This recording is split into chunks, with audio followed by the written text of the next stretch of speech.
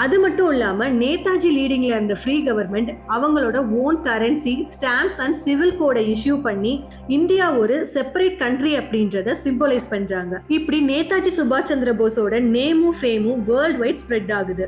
இதெல்லாம் ஒரு பக்கம் இருக்க, இன்னொரு பக்கம் பிரிட்டிஷ் செக்யூரிட்டியோட ஹவுஸ் அரெஸ்ட்ல இருந்து எஸ்கேப் ஆன போஸை பிரிட்டன் காப்ஸ் அண்ட் மிலிட்டரி கிட்டத்தட்ட 3 வருஷமா பல கண்ட்ரீஸ்ல சர்ச் பண்ணிட்டு இருந்தாங்க.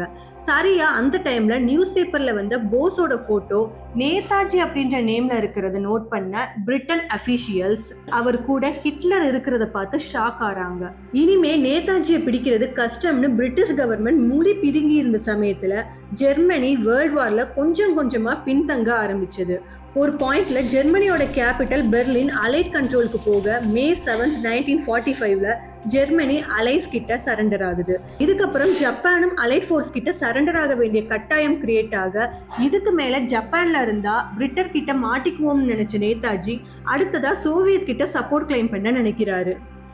சோவியத் யூனியனோட கண்ட்ரோல்ல இருந்த மஞ்சூரியாவுக்கு போற பிளானோட ஆகஸ்ட் 16, 1945ல ஜாப்பனீஸ் மிலிட்டரி ஏர்கிராஃப்ட்ல ஏறின நேதாஜி ஃபர்ஸ்ட் சைகன், அதாவது இப்போதைய வியட்நாமோட ஹோச்சிமின் சிட்டியை ரீச் பண்றாரு. Then Japanese field marshal Hisaichi டெரிச்சியோட ஹெல்ப்ல ஆகஸ்ட் 18 மார்னிங் டோக்கியோக்கு போற ஒரு ஜாப்பனீஸ் பாம்பர் பிளேன்ல ஏறுறாரு.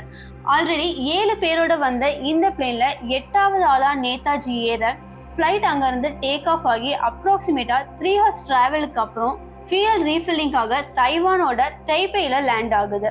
அதுக்கப்புறம் சரியா ஆஃப்டர்நூன் 2:30க்கு டேக் ஆஃப் ஆன அந்த ஜாப்பனீஸ் பாம்பர் பிளேன் அதுல இருந்து சில நிமிஷங்கள்ல என்ஜின் ஃபெயிலியர் காரணமா டேக் ஆஃப் ஆன அந்த ரன்வேலேயே கிராஷ் ஆகுது. அப்படி பிளேன் கிராஷ் ஆனதா சொல்லப்படுது.